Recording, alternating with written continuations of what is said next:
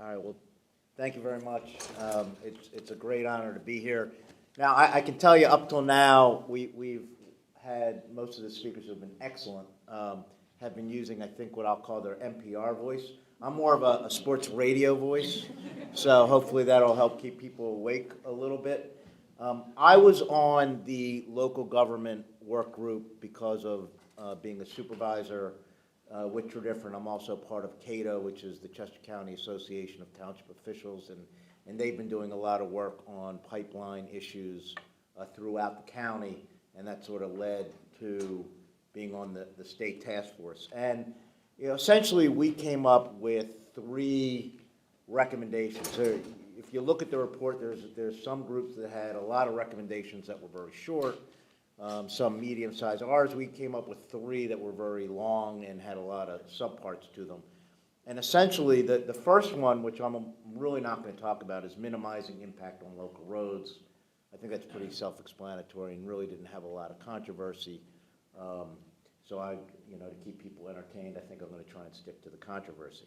The second was communication early and often with local government officials.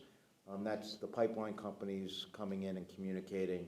And finally, there was clarify and examine the need for local regulation of surface facilities. And we'll talk a little bit about what a surface facility is and what we mean by local regulation. Now, the communication with local government officials was really driven by 2 main concerns. Excuse me. One was and I think the secretary mentioned this, excuse me.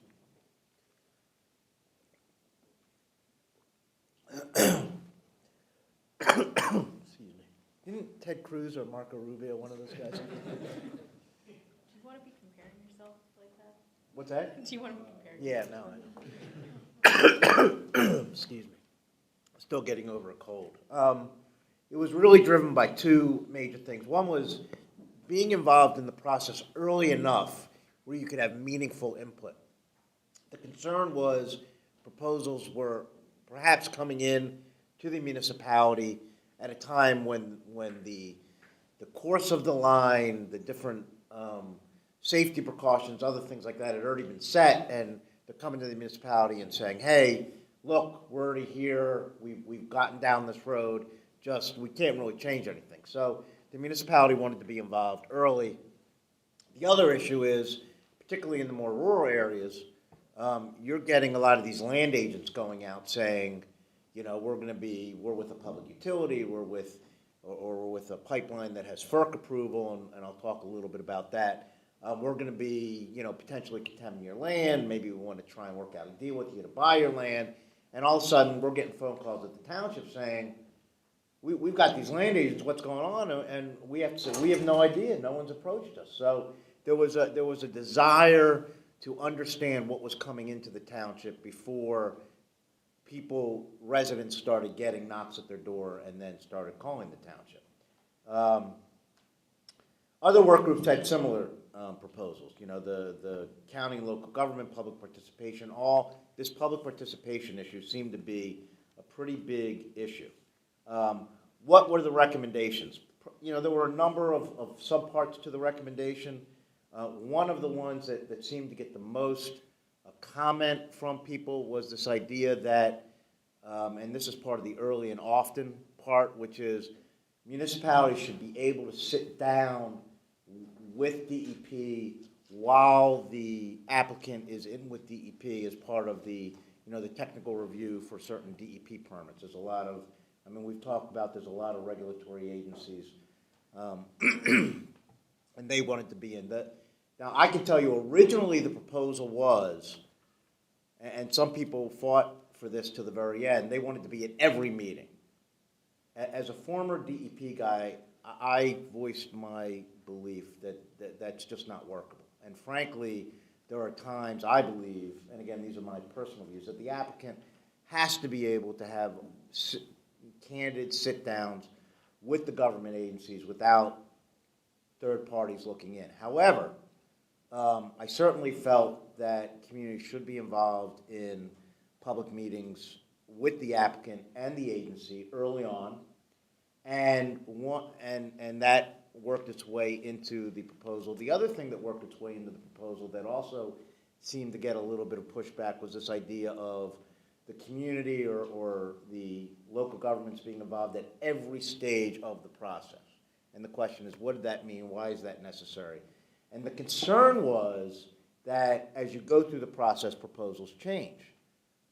And so if you're only in at the very beginning and you give your comments and then the proposal changes, the question is, have you really gotten an opportunity to express your concern about something new that's cropped up and you end up with a surprise down the road? So that was sort of, that was the reason for this every stage part of the proposal. I do understand the concern about, is it workable, is it not? There probably has to be some balance in there. But the idea was not just to be in at the beginning and then you're done, because that puts you on notice, but it doesn't really give you the opportunity to comment. The other proposal that seemed to get a lot of pushback, and Mike Gross talked about this, and I think he made some very legitimate issues, and I think there's something, again, where it has to be balanced, which is this mapping. I think the Secretary talked about it also. The mapping of pipelines. I think it's important from a public safety perspective to know where our gathering lines are. I think we know pretty well where our interstate and intrastate conveyance lines are, but there's a lot of lines that we just don't know where they are. And you know, for a fire company, for public, you know, for first responders, it's an important thing. However, the flip side of that is there's proprietary information involved in these pipelines, and there's now security issues. When you're putting out where these pipelines are, people who want to do good are going to do good with the information. People who want to do bad may do bad with the information. So there's obviously a legitimate concern with that that has to be worked through. So that was the recommendation on early and often communication. The other recommendation that really got probably more consternation, and I think Mike will tell you it got the most negative votes of any proposal of the 180 plus, was this idea of local regulation of surface facilities. So I'm just going to take a couple minutes, and I appreciate Keith sort of teeing it off with some of the siting distinction between siting and safety, because that saves me a few minutes. But essentially, a surface facility, the most common is a compressor station. We're dealing with pipelines that are under pressure. They require facilities that keep the pipeline under pressure. And so along the pipeline, whether it's a gathering line or a conveyance line, you're going to get these structures, these buildings, and that building becomes an important term in the state regulatory construct. You get these buildings with equipment in it that keeps the pipelines pressurized. The general consensus, the comments seem to be that, number one, these buildings, these compressor stations, are either A, preempted by the federal or state agencies. The federal or state agencies have authority, and therefore the local municipality should not have any zoning authority over these. Or B, if it's unregulated, well, it's already covered in the MPC, the municipality's planning code. There's no need, it's redundant. And on the redundancy issue, and I think the Secretary commented on this as well, I don't agree with that. I think there's a lot of confusion about where state and federal and local authority begins and ends. I think policies that clarify that, what at least the government believes to be the role of the local versus the role of the state and the federal, I think is something that's worthwhile. The other piece of that is the preemption issue. And this is where, and this is frankly where I'm probably going to start to get a little controversial for some folks. And by the way, I don't think I was the guy Mike was referring to as the one who was, but you know, you never know. No, I wasn't, but I know that. But when it comes to regulation, and I think Keith did a very nice job of giving this overview, on the federal level, you know, you have many agencies. But when it comes to safety and siting, which seem to be the two big issues, you have two agencies. On the safety side, you have PHMSA, which is a part of the Department of Transportation, that deals with interstate natural gas pipelines. There's two important pieces there that become very important for the locals and even for the state. Interstate, that means it's going across state lines, and sometimes even interstate that crosses state lines can also be designated intrastate, which I'll mention, because that fits in with the next piece. And the other is natural gas pipelines. Not all pipelines that we can generally conceive to be natural gas pipelines are natural gas pipelines. We also have hazardous liquid pipelines. Why is that important? Well, the biggest pipeline coming through this area, which is Mariner, the Mariner pipelines, Mariner East, Mariner 2, not a natural gas pipeline. Hazardous liquid pipeline. We call it a natural gas pipeline because it generally falls within that category, but it's a byproduct of the fracking process. It's, you know, the propanes, the other anes that go along with that. And because of that, it's not regulated by FERC.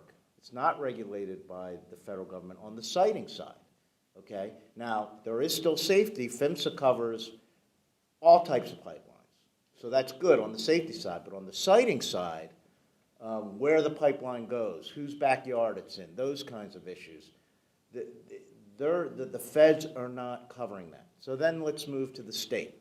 PUC is the agency that generally covers both safety and siting of certain pipelines. On the safety side, as Keith did a real nice job talking about, if you're a public utility, there's regulation. If you're not a public utility, you still have regulation under the 2011 statutes. Where you start to get into this gap again is on the siting issue. Under the PUC, you generally, if you're a public utility and you have a certificate of public convenience, the pipeline is going to you're going to be able to say, PUC is going to have certain authority over the siting of that pipeline. If it's, I'm really running out of time fast. All right, so, and this is, you know, probably the most important point. If you're not a public utility, your siting of the pipeline is not regulated. And that also means that the compressor stations, the buildings are not regulated. There's actually another piece in the PUC regulation that says even if you're a public utility, other than the pipeline, if you're creating a building, you're not necessarily regulated by the PUC, but you, the pipeline company, can apply to the PUC to say, we want PUC jurisdiction. So the upshot of all of this is that it's a very convoluted process. Our recommendation was really limited to not the pipeline, not PUC or federally regulated pipelines or compressor stations, but only those that fell through the gaps. I actually was a very strong proponent of the idea that we were on a state commission. We were essentially a state work group, which meant that maybe we should be evaluating whether having PUC preemption of some of these pipelines and some of these compressor stations was at least worth looking at. Doesn't make sense. My work group was very strong in saying, no, we're going to stick within the existing confines of the law. We're not going to talk about what new legal proposals there could be. I disagreed with that. I was overruled. I can tell you that other work groups did talk about potential changes in the law. The county, I was on local government, which dealt more with municipalities. There was a separate county work group that did talk about revisions to the municipality planning's code. And that is what was mentioned, that it might require some action by the General Assembly. But the bottom line is, you know, on this particular proposal, I thought it was pretty limited. I wasn't really sure why it got so much pushback, considering that there were other proposals that dealt with changing the state law.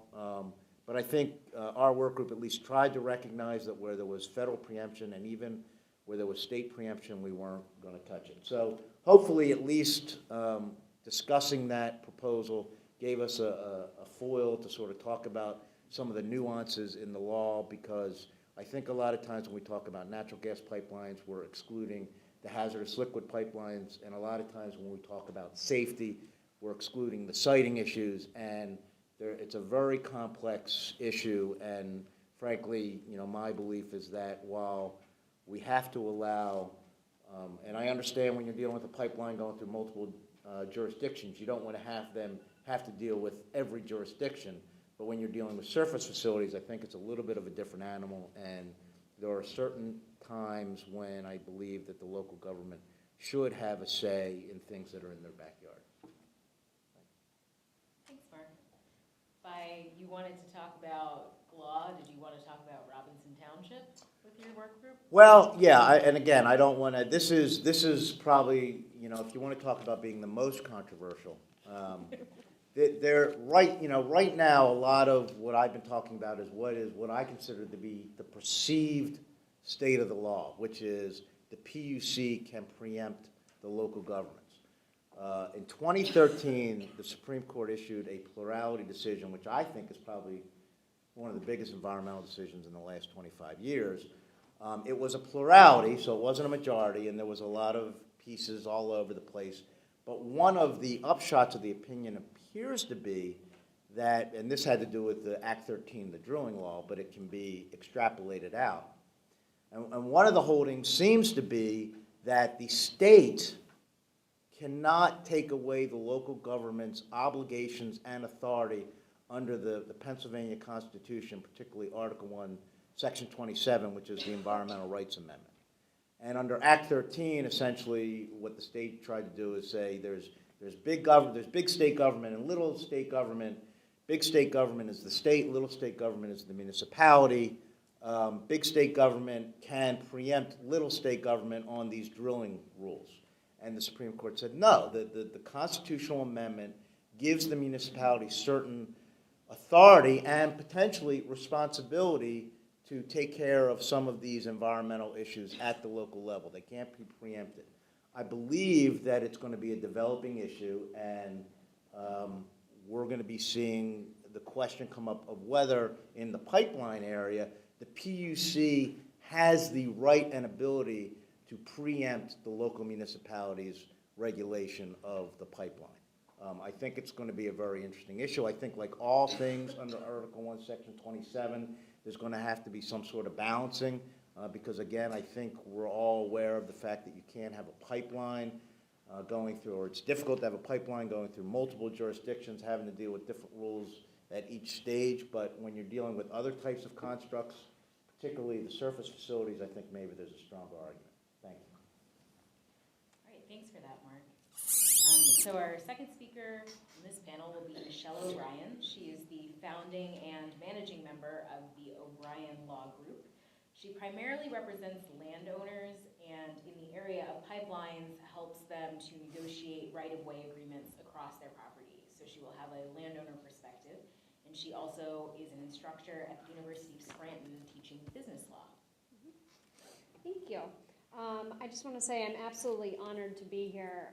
I was thrilled when they asked me to speak, and that's because I feel like I have a little bit of a different perspective than a lot of the people on the task force did. There were certainly some landowner representatives on the task force, and they certainly speak to their peers. In my practice, I get a very broad brush of different kinds of clients from all over the state, all the way from Greene County in far southwestern Pennsylvania all the way up to northeastern Pennsylvania, which is where I'm from. So I get a broad brush of what landowners are concerned about. So I feel like I bring a little bit of a different perspective. I also try to approach these issues, which is a little different than how it's been presented today, from more of a, instead of maybe an academic perspective, I really take my perspective from the view of the landowner. So I have two strikes against me already. Number one, I'm on the local government work group, and I am not a member of local government. And number two, I am at the Environmental Law Symposium, and I am not an environmental law lawyer. So just indulge me, and hopefully it will become clear why I have such an interest in the pipelines. I actually started out as a real estate lawyer in DC, and then we moved to Pennsylvania in 2005. I started at a larger law firm in Wilkes-Barre, and promptly we got an oil and gas lease in the door, like to some other department, I don't know, litigation or something from some client of the firm, and they passed it down to the real estate department, and it eventually got to me, and everybody said, we have no idea what this is. It says oil and gas lease. We don't know what it is. We don't know what oil and gas is. You're the most junior and no one else wants it, so you're in charge. And the only thing I could think of is when I very first started, well, when I was in law school, actually, a very wise professor of mine said, the best way to become successful as a lawyer is to find a niche, find something new, find something that you can become an expert in, that you're just as much of an expert as someone else. And I was like, oh, yeah, that sounds like a great idea, but I don't know how to do that. No one really understood what he meant, but in hindsight, my practice is exactly what Professor Keller had instructed all of us to do. He was talking more of like the bankruptcy laws when they revised the bankruptcy laws, but for me, I was a third-year associate. Oil and gas was new to Pennsylvania. We didn't even know it was going to be an industry at that time. So I got very, very lucky and fell into it. It wasn't like I had this great foresight to like choose this area of law because nobody else was going to be more senior than me in it. So, you know, I can look back now and say I have 10 years of experience in oil and gas law, and that's as much as most everyone in the state, at least for from a real estate perspective. Certainly, Pennsylvania has a really long history of oil and gas development, but what we don't have, and what Secretary Quigley had even said, I had written it down, and when he used my words, I was like so thrilled, and I've actually heard it used many, many times. He says, Pennsylvania is the Wild West in oil and gas regulations, laws, and it truly, truly is. All the gas companies, DEP, all of the lawyers, we have very little common law, there's very little statutes, there's very little regulations. We are at the very infancy of great oil and gas development. But what that also means is we're at the beginning of an industry for business development for lawyers. And so that is something that I really fell into, and because of a little bit of a difference of opinion about how big oil and gas was going to be, I decided I was going to leave my firm in 2009, and I really started my firm based on the fact that I was hoping that oil and gas was going to be a big business, and it's ended up being good business for me and hopefully for my landowner clients as well. But that's the perspective that I come from, is that my clients are dairy farmers, hunters. They have hunting club properties up in northeastern Pennsylvania, hundreds and hundreds of acres. These are people who run family farms. These are people who have either inherited family properties. Most of these properties are in the family for generations, or they're investors from out of town. That's the sometimes the most fun and sometimes the least fun properties because they have less attachment to the property. And they're families who use these properties for, going out and enjoying time with their kids. And these are people who really truly care about if the oak tree gets cut, the 200-year-old oak tree gets cut down because it's in the way of the pipeline. These are people who actually really, really care about it, and they don't really care what the court case about it says. So that's the perspective that I come from, and it's why I believe I was put on the local government task force, because people like Mark and other township supervisors who were on our task force, that's the first place most of my clients go. They go to the municipality and they say, can you please help me? I don't know, they came and they tell me they're going to cut down on my trees, or they tell me they're going to put in their pipeline next to my swimming pool where my kids swim, and that's the first place they go. So the roads are a huge concern for my clients. Communication about all sorts of things with their township supervisors are very important to them, and they are just, one little person who may be educated, may be very uneducated, may not have a lot of resources about where they can go to get this information. So the township supervisors are their first stop, and it's their first call. And if they're not informed, and if the township isn't informed and the township isn't being communicated with, unfortunately, it really, really affects the landowners. And it's really easy, and I loved law school because you really look at something from an academic perspective. but it took me a long time to come around to, I've got to look at it from completely the other perspective.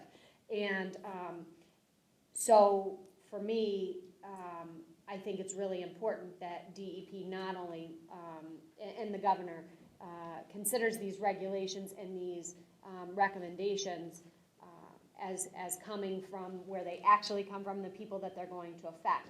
There's going to be thousands and thousands of miles of pipeline development, and there already has been a lot of development, but there's going to be a lot more in the next several years and decades to come. And this is one of those areas where it's really important to remember and develop regulations that are going to protect those people who don't necessarily have an individual voice.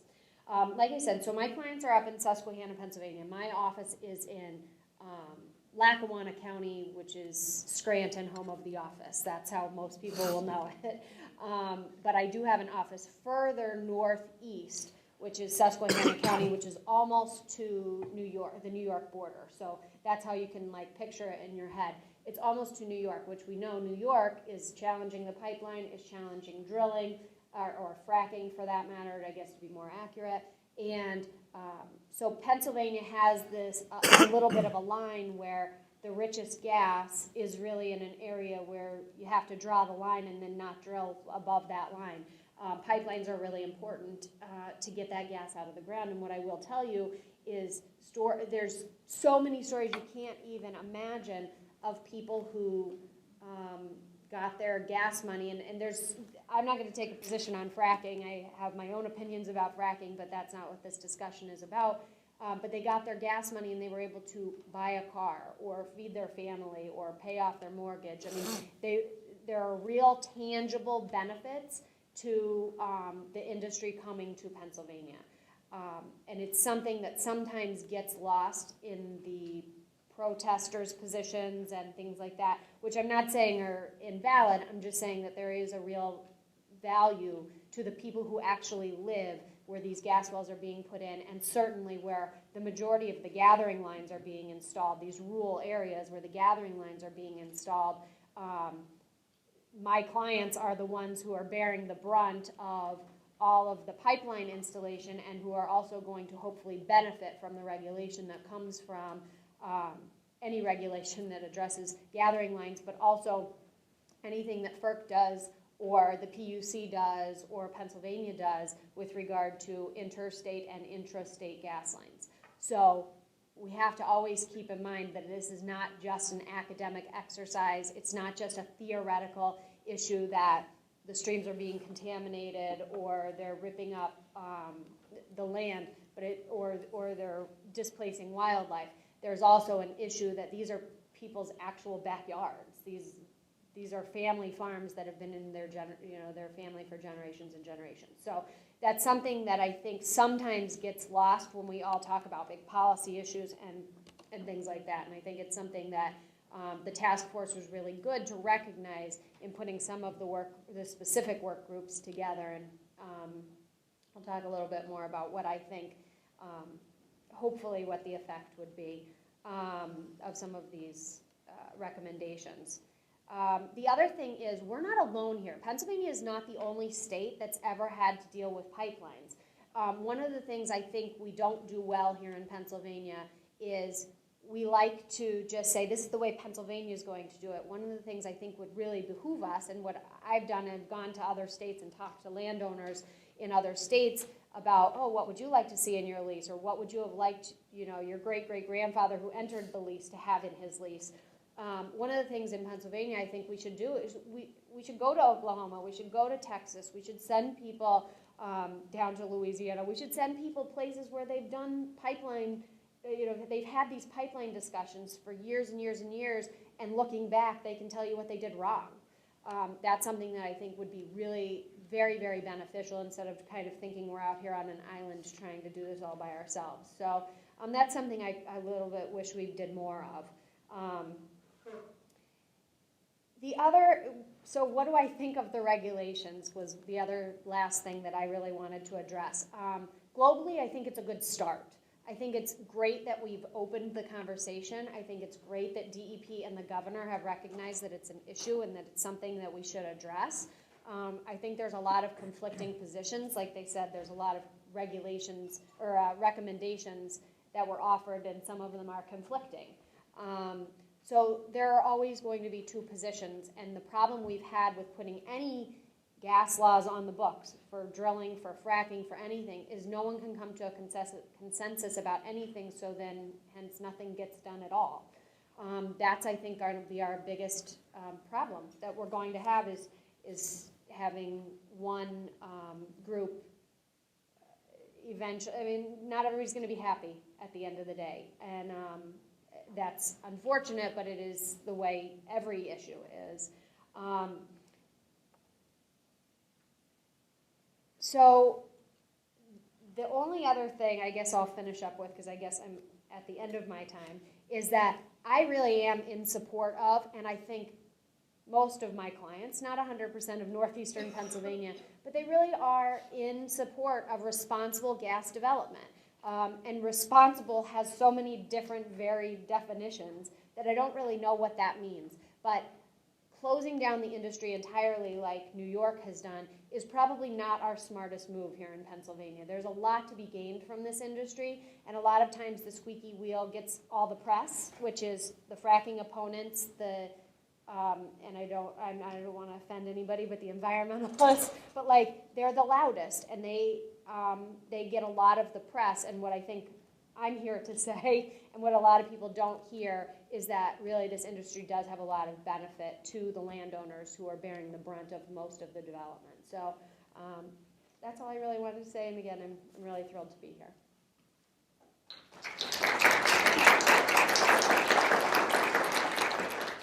Thanks, Michelle. If I could just ask, are there any recommendations that you think your landowner clients might have wanted to add that perhaps the local government work group did not?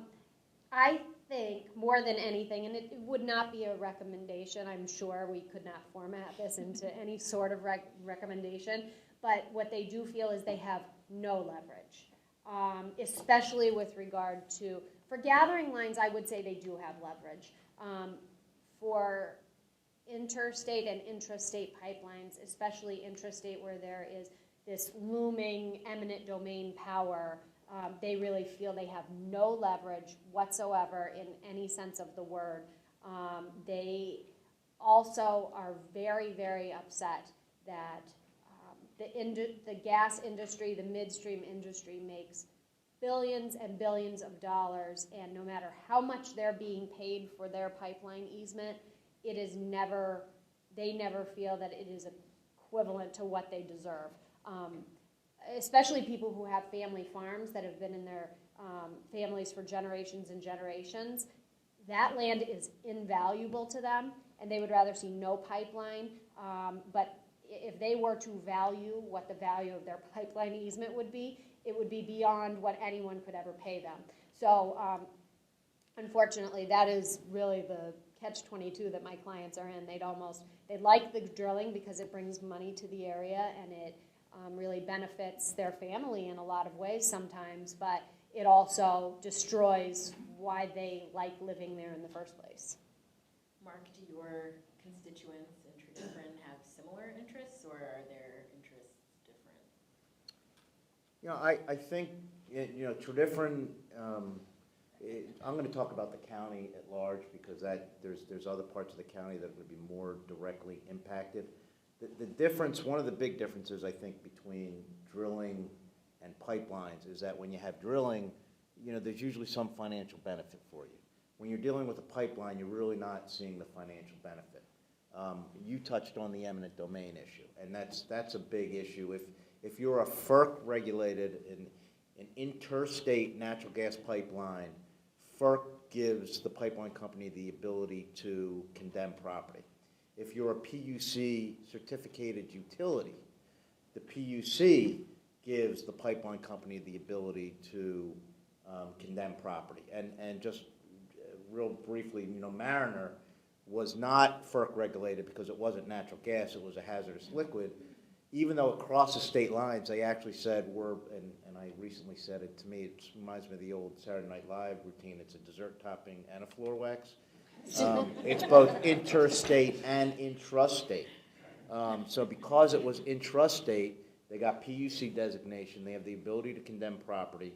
And that is actually the biggest concern, I think, to residents, which is, am I getting, I'm losing property, potentially, I mean, it's underground, but there'll be an easement.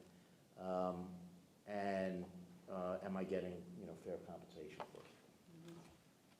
So I think we'll open it up to questions, if anyone has any. Yes? As an average citizen who is not located where many of your clients are in upstate Pennsylvania, the thing that we're most impacted, I think we have the most impact out here, is water quality.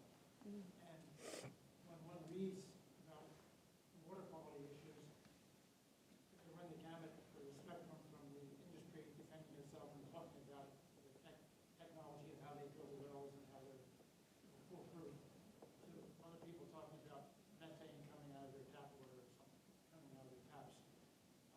Is there a way for average citizens who are not landowners and not directly affected by the pipelines to get a better perspective on the water quality issues, which are not tainted by the industry or by the anti-industry groups?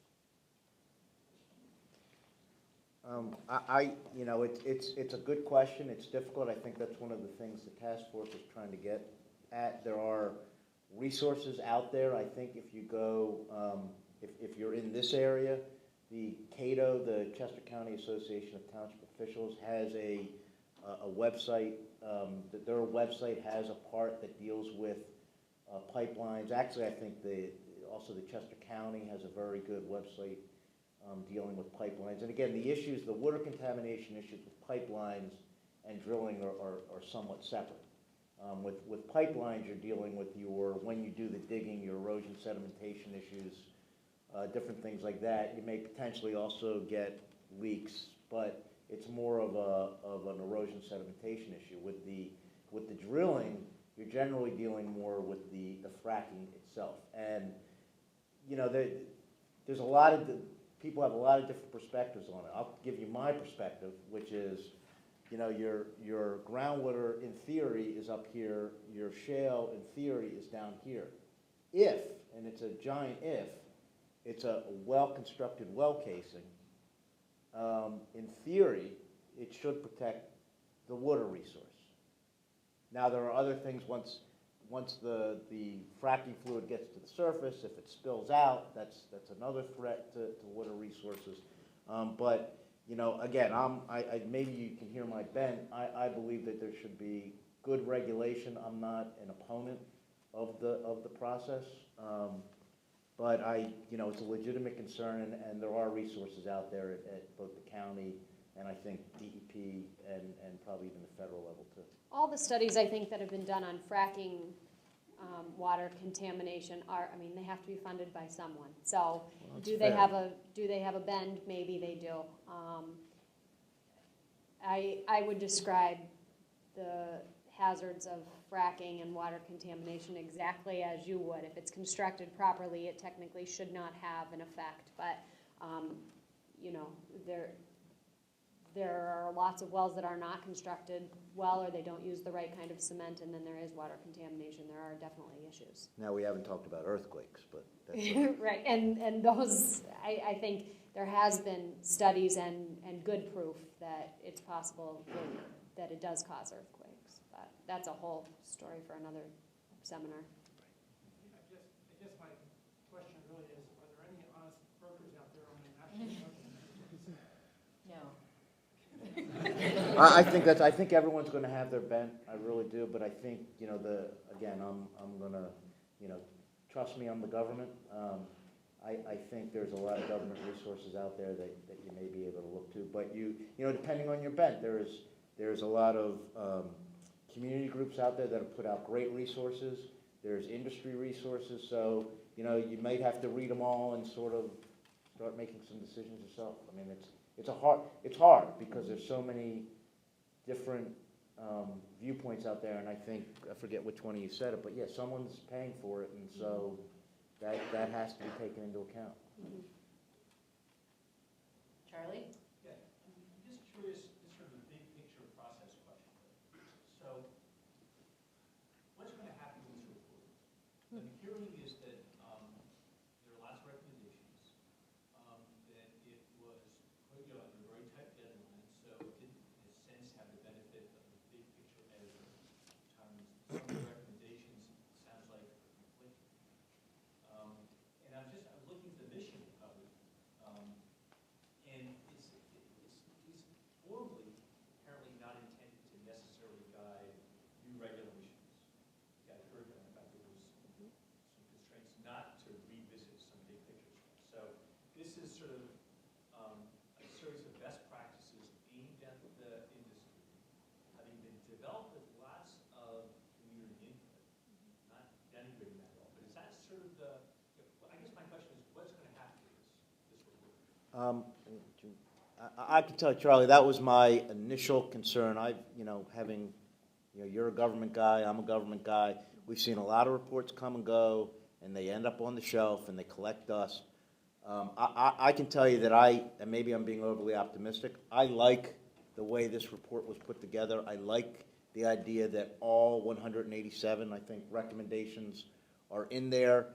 I think I look at it more as it was a think tank type of process, and there's a lot of great ideas in here that the various agencies can now go back and pull from. So I am hopeful that this, more than a lot of other work group documents, is going to continue to be a living document. And this isn't like a formal, I don't know what'll happen to it or if it ever gets used anywhere. But what I will say, and I'm certainly a landowner person and I don't represent pipelines or gas companies, but there are good pipeline companies out there and there are good gas companies out there. And I do not doubt at all that they are taking this seriously and that they will look at it in their internal business processes will reflect as many of these recommendations as is possible, which is what I hope happens to it at the very lowest level. I hope that if nothing else happens, that starts happening. They don't want people mad at them. I have a big case against Chesapeake, and believe me, Chesapeake hates that they got themselves into this position because people are mad at them, and their PR is really bad. And the last thing that any of these pipeline companies wants is bad publicity. They want to come into these. Certainly their number one priority is to make money, but they also want to come into these communities and be good corporate citizens, I think, or maybe I'm being overly optimistic, but I hope that they do, and there definitely are companies that want that. And so if it did nothing else, I hope it's a guide for industry to try and react to what the concerns are from various different groups. Any other questions? Yes, sir? I'm going to show my ignorance on this. I'm under the impression that the Delaware River watershed is off limits for hydraulic fracturing. Is there anything that's likely to change? Someday, I think. I think they'll revisit it at some point. Right now, In our lifetime? I think so. I think New York will eventually reconsider it as well. I don't know if either of them will change their position, but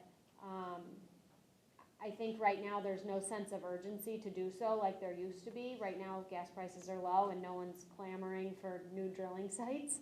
So for right now, there's certainly no pressure on them. I think if gas prices were high enough at some point, which it looks like maybe they're on their way back up now, I think the pressure would return and they would be forced to at least start thinking about reconsidering it. And just to give a little context, both Delaware River, which is on the eastern part of the state, and Susquehanna River have these federal compacts because the rivers go, they cross boundaries.